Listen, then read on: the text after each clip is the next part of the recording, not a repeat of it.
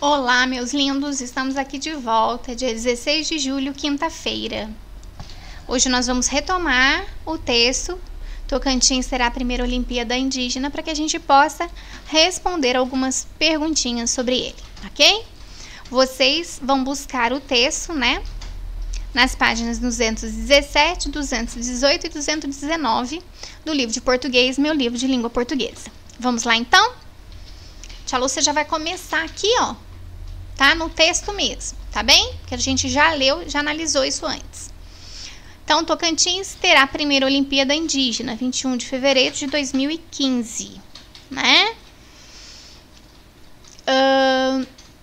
Natação no rio, atletismo na terra, arco e flecha de madeira e corrida de tora, a competição mais importante.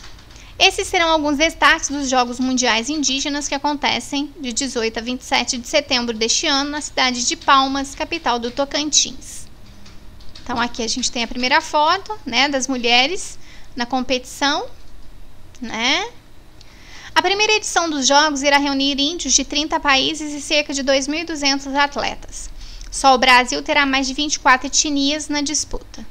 Estão confirmadas provas de 11 modalidades: arco e flecha, arremesso de lança, cabo de força, corrida de velocidade rústica de 100 metros, canoagem rústica tradicional, corrida de tora, lutas corporais, jicunarrati, futebol, só com toque de cabeça, futebol, atletismo e natação, travessia. O Brasil já teve 12 jogos dos povos indígenas. Na última edição, em 2013, em Cuiabá, vieram alguns estrangeiros. Nasceu então a ideia de criar jogos mundiais. Olha lá, a corrida de tora, né, uma das disputas mais aguardadas, que a tia Lúcia já falou para vocês na aula passada, né? Seguindo lá, índios de tribos de vários países das Américas, Austrália, Japão, Rússia, região da Sibéria, Filipinas, Noruega e China participarão. Eles também vão divulgar a cultura de seu povo e fazer exposições, feiras, shows e seminários. A competição de arco e flecha, né? E o texto, lembrando lá a nossa bibliografia, né? Da onde foi tirado esse texto. Tocantins será a primeira Olimpíada Indígena, no jornal Joca, no dia 21 de fevereiro de 2015, que está disponível na internet, né? Nesse link aqui. O acesso foi em 9 de outubro de 2017. A reportagem que você leu foi publicada no Joca, um jornal destinado ao público infanto-juvenil, que traz notícias e reportagens sobre diversos assuntos, tanto do Brasil como do mundo. Esse jornal tem uma versão digital, ou seja, pode ser lido na internet, e também uma versão impressa, em papel. Vamos à nossa interpretação, tá certo? Vamos lá. A reportagem que você leu trata de um acontecimento. Qual? Então, gente, olha lá o acontecimento. Fala logo lá, ó. Tocantins será a primeira Olimpíada Indígena, né? Então, fala de qual acontecimento? Das Olimpíadas Indígenas, né? Dos Jogos Mundiais Indígenas, tá certo? É sobre esse acontecimento que vai falar o nosso texto. Agora a gente vai ler aqui, ó. Releia.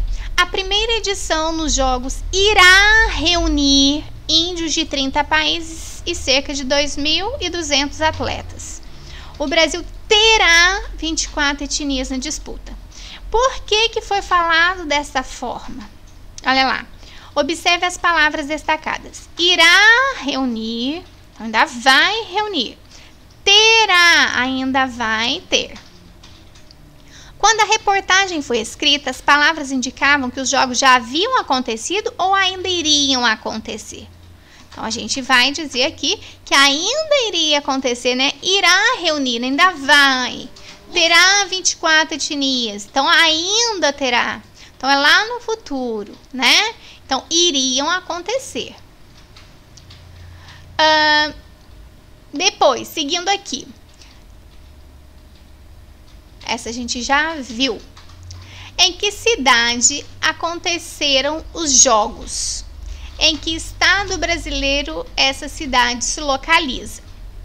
Então, em que cidade aconteceram e em que estado essa cidade se localiza? Vamos lá, novamente. Olha lá. Esses serão alguns destaques dos Jogos Mundiais Indígenas, que acontecem de 18 a 27 de setembro deste ano na cidade de Palmas, capital do Tocantins. Em que cidade, né? Em que estado? A cidade de Palmas, no estado do Tocantins. Certo? Vamos voltar lá na nossa perguntinha. Então, cidade de Palmas, no estado do Tocantins. Quantos países participaram dos Jogos Mundiais Indígenas? Vamos voltar no texto, né? Quantos países? Ah lá. A primeira edição dos Jogos irá reunir índios de 30 países. Né? Quantos países? 30. Voltando na perguntinha. Você tá vendo? A gente tem que voltar toda hora no texto. Né? Então, quantos países participaram dos Jogos? 30, né? Copie o nome das modalidades esportivas, os tipos de esporte que fizeram parte dos Jogos. Então, isso está lá no comecinho do nosso texto. Vamos voltar lá no nosso comecinho? Olha lá. Diz assim... estão confirmadas provas de 11 modalidades, 11 tipos. Arco e flecha, arremesso de lança, cabo de força, corrida de velocidade rústica de 100 metros, canoagem rústica tradicional, corrida de tora, lutas corporais, jico narrati, que é o futebol com toque de cabeça, o futebol comum, o atletismo e a natação de travessia, certo? Então, são essas as modalidades. Vamos lá. Observe os nomes que você registrou e as imagens da reportagem. Quais desses jogos são mostrados pelas imagens? Então, vamos lá. Nas imagens, nas fotos. Na primeira foto, nós temos aqui, né, o cabo de força. Olha lá, cabo de força, certo? Depois, nós temos a corrida, né, de tora. Aqui nós temos a canoagem e aqui a competição de arco e flecha, ok? Então, essas imagens mostram esses jogos. A reportagem que você leu circulou em jornal, quer dizer, saiu num jornal, foi lida num jornal. Você conhece outros textos que são publicados em jornais? Quais? Então, você vai me dizer, por exemplo, tem texto sobre a política, né, que vai falar do presidente, que vai falar sobre os governadores. Se o jornal for da cidade, vai falar sobre o prefeito, né? Tem uma parte que é destinada às crianças, né? Tem reportagens para as crianças. Muitas vezes culinária, né? Tem a parte que fala de esportes, né? Então, você vai colocar de acordo com o que você sabe. Ou vai colocar que, né, você não conhece outros textos. Tá bem? Então, esse foi o nosso português. Na nossa matemática, nós vamos ainda continuar falando sobre os sólidos geométricos. A pirâmide, a esfera, o cone, o paralelepípedo, que aqui está em pé, parece geladeira em pé. Aqui parece uma caixa deitada, né? Uma caixa de doce. Uma caixa rasinha, né? Que é o paralelepípedo. Aqui a gente tem o cilindro e aqui o cubo. Em muitas construções e objetos, podemos observar o uso de diversas formas geométricas. Olha só, que legal esse aqui. Muito parecido com esse aqui. Olha a geladeira. Ó, a bola de futebol, os dadinhos, o chapéuzinho de aniversário e o extintor de incêndio. Não é isso? 2. Agora compare as imagens e diga a que sólido geométrico ele se assemelha. A geladeira. Então, você vai ver a geladeira. A geladeira parece com esse aqui. O que é esse aqui? É paralelepípedo. Então, você volta e escreve paralelepípedo.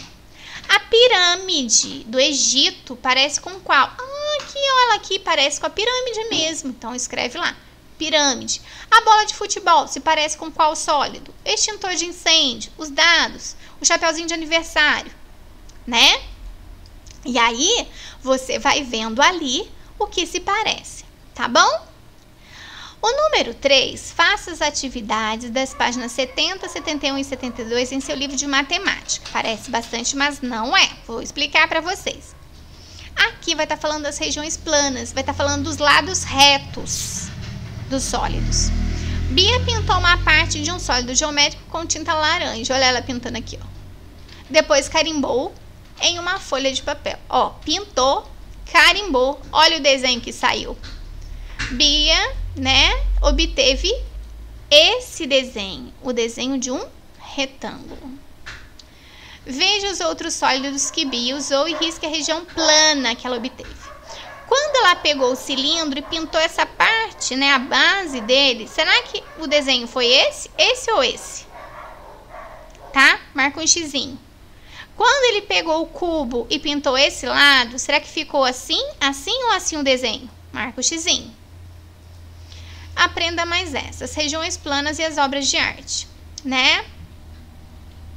Obra sem título, em 1982, de Atos Bulcão, acrílico sobre tela, de 54 centímetros por 65, né? Então, aqui é menorzinha, 54, aqui é maior, 65. Olha os desenhos que ele fez, olha.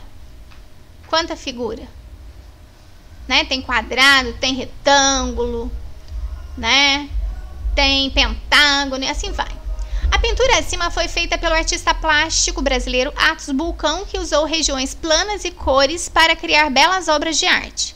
Na fotografia à direita, vemos o autor em um de seus painéis que enfeitam construções em várias cidades, mas são encontrados principalmente em Brasília, a capital do Brasil. Então, esse aqui, né, é o artista que fez esse quadro aqui, né, o Atos Bulcão.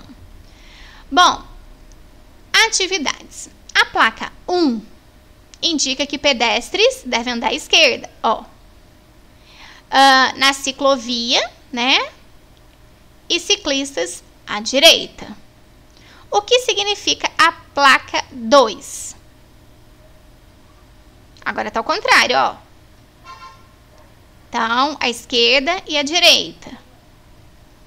Certo? Então, você vai comentar o que significa na 2.